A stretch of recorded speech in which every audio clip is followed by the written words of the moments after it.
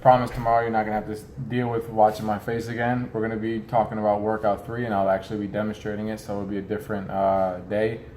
I know it gets kind of tedious, kind of seeing my face all the time, but I'm here to shed knowledge more than anything and kind of set a foundation for you to be sustainable on your own. So knowledge is power if it's applied. So applied knowledge is power. I want to share the knowledge first and then start to show you the workouts and everything so we can apply it. Anyways, today I want to talk about hydration and making sure you're hydrated adequately during the summer.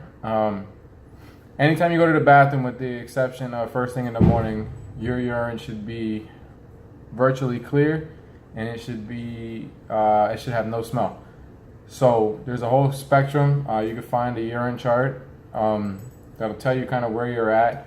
But the darker it is and the more you can smell it, the worse it is for you. The worse your hydration levels are. So you always want to pee clear.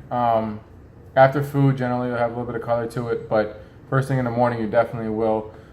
But you want to be as clear as possible. If you start to get towards that dark apple juice looking color with a very strong smell, you might want to rest for the day and not have an exercise day and not work out, because you will be at an extremely elevated risk for a muscle strain, muscle tear, all kinds of injuries. Your injury rate goes up drastically when you're that dehydrated. So stay hydrated, shoot for a gallon a day, get the 10 ounces before every meal, and have some drinks in between, and it should be relatively easy. But you want to be as hydrated as possible, and you want to take every precaution. That'll help with recovery. That'll help with so many different things. So stay hydrated. All right, you want it clear. If it looks like apple juice and it smells terrible, drink some water, drink some Gatorade, drink something with some electrolytes, or just chug water like a champ and rest a little bit, because you're putting yourself at a little bit of risk. Or do something very light walk, very light jog, something like that, because